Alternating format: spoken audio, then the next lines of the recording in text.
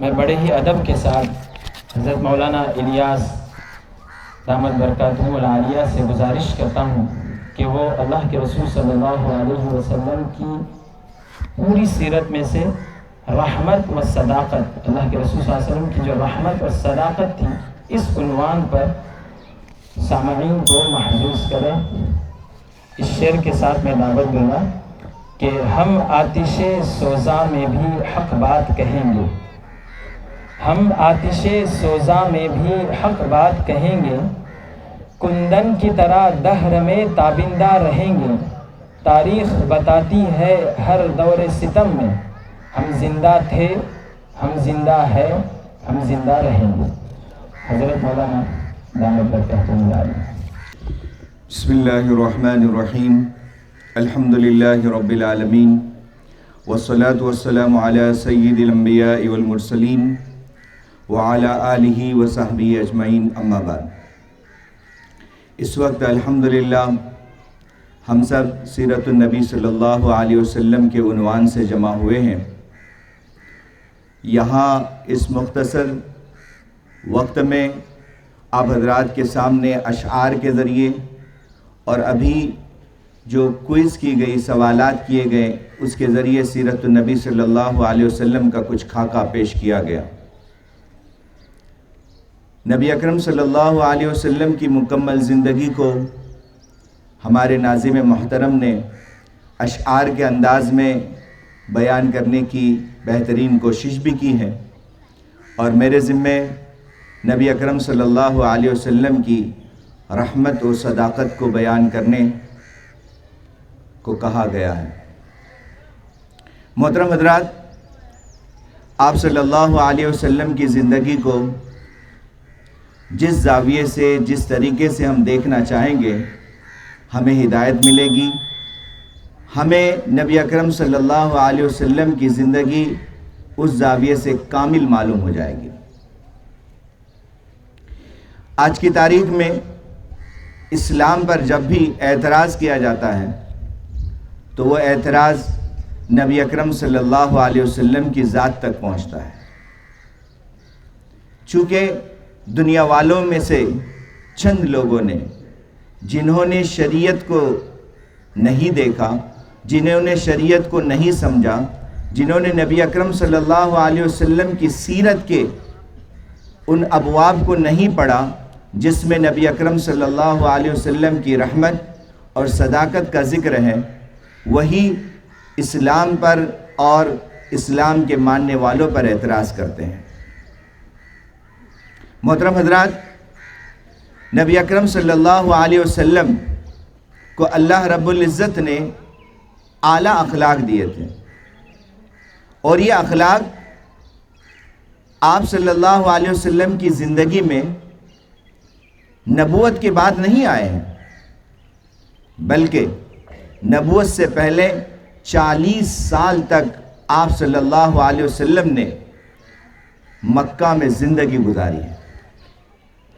1-2 سال، 1 مہینہ ایک الگ بات ہوتی ہے، 40 سال تک کی زندگی آپ صلی اللہ علیہ وسلم نے مکہ والوں کے درمیان گزاری ہے، اور ثابت کر دکھلایا ہے کہ آپ صلی اللہ علیہ وسلم میں وہ اخلاق ہیں جو ایک اعلیٰ انسان کے اندر ہونا چاہیے۔ چند واقعات نبی اکرم صلی اللہ علیہ وسلم کی نبوت سے پہلے کے ہمارے درمیان عام ہے، مشہور ہے، لیکن انہیں ہم اچھی طریقے سے یاد رکھیں اور سمجھنے کی کوشش کریں۔ کیا حال تھا؟ قریش نے ارادہ کیا کہ ہم کعبۃ اللہ کو بنائیں گے، مال جمع کیا گیا اور کعبۃ اللہ کی تعمیر شروع ہو گئی۔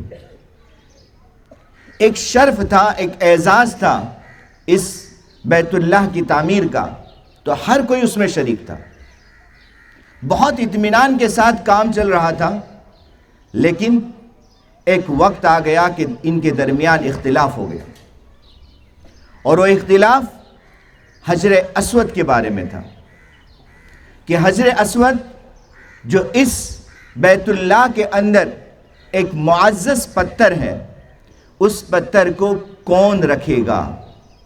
یہ شرف کس قبیلے کو ملے گا؟ اس شرف کو حاصل کرنے والا کون ہوگا؟ اس بات کو لے کر اس قدر اختلاف پیدا ہو گیا کہ جھگڑے پر بات آ گئی۔ نوجوانوں کا جوش گرم، نوجوانوں کا خون گرم تھا تو لڑائی جھگڑے پر اتر آئے، لیکن کچھ بزرگوں نے ایک ترکیب سوچی کہ اس نیک کام کے اندر اگر ہم لڑائی جھگڑا کریں گے تو کام برباد ہو جائے گا۔ لہٰذا انہوں نے ایک ترکیب بتائی کہ آج ہم یہاں رک جاتے ہیں، ہمارے اس معاملے کا فیصلہ کل صبح اس مسجد حرام میں پہلے آنے والا شخص کرے گا۔ دوستو اور بزرگوں، اس وقت میں جب یہ کعبۃ اللہ تعمیر کیا جا رہا تھا، اس وقت مکہ میں ایمان نہیں تھا، اسلام نہیں تھا، لیکن صبح جب حضور اکرم صلی اللہ علیہ وسلم مسجد حرام میں داخل ہوتے ہیں تو سب لوگ ایک زبان ایک ہی بات کہتے ہیں، صادق آ گئے، امین آ گئے، صادق آ گئے، امین آ گئے۔ یہ جو ریمارک ہوتا ہے انسان کی زندگی کا، یہ کوئی معمولی ریمارک نہیں ہوتا ہے۔ انسان پر جب کوئی ریمارک لگایا جاتا ہے تو اس کی زندگی کو دیکھتے ہوئے، اس کے حالات کو دیکھتے ہوئے، اس کے عادات کو دیکھتے ہوئے لگایا جاتا ہے، اور یہ ریمارک ان کفار اور مشرکین نے دیا تھا جو اسلام کے بعد نبی اکرم صلی اللہ علیہ وسلم کی جان کے دشمن بن گئے تھے۔ دوستو اور بزرگوں، نبی اکرم صلی اللہ علیہ وسلم نے اس جھگڑے کو، اس اختلاف کو بہت معمولی سی حکمت کے ساتھ بہترین انداز میں حل کر دیا۔ ایک چادر منگوائی، تمام قبیلوں کے سرداروں کو ہر کونا پکڑنے کے لیے کہا، درمیان میں حجر اسود کو رکھا اور سب نے مل کر حجر اسود کو اپنی جگہ تک لے گئے، اور حضور اکرم صلی اللہ علیہ وسلم نے حجر اسود کو اپنے ہاتھوں سے وہاں پر رکھ کر اس معاملے کو اطمینان کے ساتھ رفع کر دیا۔ صداقت کی ایسی کئی مثالیں نبی اکرم صلی اللہ علیہ وسلم کی ذات میں ہیں۔ دیکھیے، ہر مثبت کو سمجھنے کے لیے منفی کی طرف بھی جانا ضروری ہے۔ نبی اکرم صلی اللہ علیہ وسلم نے نبوت کے بعد ایک اعلان کر دیا ان لوگوں کے لیے جو آپ صلی اللہ علیہ وسلم کی باتوں کو سننے والے ہیں، آپ کی پیروی کرنے والے ہیں، کہ من غشنا فلیس منا، کہ جو دھوکہ دے گا۔ دھوکہ کب ہوتا ہے؟ جب انسان سچ نہیں بولتا، جھوٹ کا سہارا لیتا ہے۔ اگر جھوٹ اور دھوکہ کسی کے اندر ہوگا تو ہم میں سے نہیں ہے، مطلب ہمارے پاس اسلام میں مقام صدق کا ہے، سچائی کا ہے۔ یہ نبی اکرم صلی اللہ علیہ وسلم کی ذات بابرکت میں صداقت کی کچھ جھلکیاں تھیں۔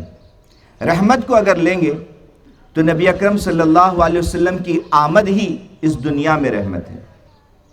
حضرت آمینہ آپ کی والدہ فرماتی ہیں کہ آپ کا حمل ہی ایک سکون اور راحت کا سبب تھا۔ آپ کی پیدائش کے بعد جو آپ کی ذات میں رحمت تھی، اس رحمت کا ظہور حضرت حلیمہ سعدیہ رضی اللہ تعالی عنہ کے ذریعے سے ہوا۔ مختصر واقعہ یہ ہے کہ عرب کا دستور یہ تھا کہ چھوٹے بچوں کو دودھ پلانے کے لیے، ان کی صحت اور ان کی زبان کی پختگی کے لیے دیہاتوں میں بھیجا جاتا تھا۔ حلیمہ سعدیہ فرماتی ہے کہ وہ وقت جس وقت میں دیہات سے رضاعت کے لیے بچے لینے کے لیے مائیں شہر میں پہنچی، میں بھی ان کے ساتھ تھی۔ سب نے الگ الگ گھرانے کے چھوٹے چھوٹے بچوں کو اپنے ساتھ لے لیا۔ شام ہو گئی، ہم اپنے خیمے میں لوٹ کر واپس آ گئے، لیکن میں ایک ایسی عورت تھی جسے کسی نے کوئی لڑکا، کوئی بچہ نہیں دیا، اور میری معلومات کے اعتبار سے مکہ میں ایک ہی بچہ تھا جسے کسی نے قبول نہیں کیا تھا۔ کیا واقعہ تھا؟ حضرت حلیمہ سعدیہ کی حالت بہت بری تھی، وہ بہت کمزور تھی، بہت غریب تھی، ان کے پاس سواری کے لیے صحیح اٹھنی نہیں تھی. وہ جو گدھی جس پر وہ سوار ہو کر آئی تھی بہت کمزور اور لاغر تھی، اس لیے کسی نے اپنا بچہ انہیں نہیں دیا. اور ادھر نبی اکرم صلی اللہ علیہ وسلم یتیم پیدا ہوئے تھے. تو جو لوگ دودھ پلانے لے جاتے تھے بچوں کو، انہیں کی امید ہوتی تھی کہ اگر اسے دودھ پلائیں گے تو کل اس کے والد محترم ہمیں کچھ اعزاز میں پیسے دیں گے، روپے دیں گے، ہمارا اکرام کریں گے. لیکن والد ہی نہیں تو اکرام کس سے لیا جائے گا؟ اس لیے نبی اکرم صلی اللہ علیہ وسلم کو کسی نے قبول نہیں کیا. میں جو بات آگے بیان کرنے جا رہا ہوں وہ نبی اکرم صلی اللہ علیہ وسلم کی ذات میں چھپی ہوئی رحمت اور برکت ہے. لیکن دوستو اور بزرگوں، آج بھی اگر اس رحمت اور برکت کو ہم حاصل کرنا چاہتے ہیں تو ہمارے لیے راہ ہے جو میں آگے بتاؤں گا. کیا ہوا کہ حضرت حلیمہ سعدیہ نے اپنے شوہر سے کہا، رات ہو گئی ہے، مجھے اچھا نہیں لگتا کہ کل صبح میں بغیر بچہ لیے لوٹ جاؤں اور میری سہیلیوں کے گود میں ایک ایک بچہ ہو. لہٰذا وہ شام کے وقت میں چلے گئے اور جا کر حضرت آمینہ سے محمد عربی صلی اللہ علیہ وسلم کو مانگ کر لے لیا. کیا ہو گیا؟ جیسے ہی آپ خیمے میں پہنچے، حضرت حلیمہ سعدیہ نے بہت ہی محبت کے ساتھ نبی اکرم صلی اللہ علیہ وسلم کو اپنے سینے سے لگایا. وہ سینہ جس کو ان کا بچہ چمٹ کر بھی دودھ نہیں آتا تھا، حضور اکرم صلی اللہ علیہ وسلم کو جیسے ہی اپنے سینے سے قریب کر دیا، اللہ رب العزت نے آپ کی رحمت اور برکت کا ظہور فرمایا اور حضور اکرم صلی اللہ علیہ وسلم نے پیٹ بھر کر دودھ پی لیا. حضرت حلیمہ سعدیہ نے ان کے بیٹے یعنی حضرت حضور صلی اللہ علیہ وسلم کے رضائی بھائی کو بھی دودھ پلایا. دونوں اطمینان سے سو گئے. حلیمہ سعدیہ کو تعجب ہو گیا، یہ کیا ہو رہا ہے؟ انہوں نے اپنے شوہر کو آواز دی، کہا جائیے دیکھیے ہم خود دونوں بھوکے ہیں، کئی راتوں سے بھوک کی وجہ سے صحیح سے سو نہیں پائے ہیں، جاؤ دیکھو اپنی اونٹنی کے پاس کچھ دودھ ہو تو ہم پی کے سو جاتے ہیں. حلیمہ سعدیہ فرماتی ہے، میرے شوہر جب دودھ دھونے کے لیے پہنچے تو کیا دیکھتے ہیں، وہ اونٹنی جس کے تھنوں میں ایک قطرہ دودھ نہیں تھا، آج اس وقت جب وہ پہنچے ہیں اس کے تھن دودھ سے بھر گئے ہیں. انہوں نے دودھ نکالا، دونوں نے دودھ پیا اور رات بھر اطمینان کے ساتھ سوئے. دوسرے دن صبح جب حضور اکرم صلی اللہ علیہ وسلم کو لے کر اس گدھی پر جو بہت کمزور تھی، لاغر تھی، چل نہیں پا رہی تھی، حضرت حلیمہ جب سوار ہو گئی تو وہ گدھی تیز رفتار بن گئی، طاقتور بن گئی. دوستو اور بزرگوں، یہ حضور اکرم صلی اللہ علیہ وسلم کے ذات کی برکتیں تھی، یہ رحمتیں تھیں جو آپ صلی اللہ علیہ وسلم کی رحمتیں حضرت حلیمہ نے دیکھی. اس کے بعد آپ صلی اللہ علیہ وسلم کے بارے میں اللہ تعالیٰ نے اعلان کر دیا رحمت للعالمین. آپ کی پوری زندگی دیکھیے، لوگ آپ سے متعلق یہ کہتے ہیں کہ اسلام میں جہاد ہوا، لوگوں کو مارا گیا، قتل کیا گیا. ایسی بات نہیں ہے. ہم تاریخ دیکھیں، نبی اکرم صلی اللہ علیہ وسلم کی زندگی 63 سال کی، 40 سال تک تو آپ نے ایمان کی کوئی محنت نہیں کی تھی، صرف 23 سال تک محنت ہوئی، اس میں سے بھی 13 سال آپ نے مکہ میں گزارے. اس کے بعد جب آپ مدینہ چلے گئے، کیوں چلے گئے؟ کیوں اپنا گھر بار چھوڑا؟ کس لیے چھوڑا؟ اس لیے چھوڑا کہ آپ کو اپنے دین پر عمل کرنے نہیں دیا جا رہا تھا. جب ایسے چھوڑ چھاڑ کر چلے گئے پھر بھی لوگوں نے آپ کو ستانے میں کمی نہیں کی، تو پھر اس وقت اپنے ظلم کا انصاف لینے کے لیے آپ صلی اللہ علیہ وسلم نے اقدام کیا ہوگا اور کیا ہے. لیکن آپ صلی اللہ علیہ وسلم کی تعلیمات میں جو رحمت ملتی ہے، اس رحمت کو دیکھیے. ایک واقعہ بتا کر انشاءاللہ اپنی بات کو مکمل کرتا ہوں کہ نبی اکرم صلی اللہ علیہ وسلم مدینہ میں ہیں، آپ جا رہے ہیں آپ کو اللہ رب العزت نے مختلف صلاحیتوں سے نوازا تھا اور آپ پر وحی بھی آتی تھی۔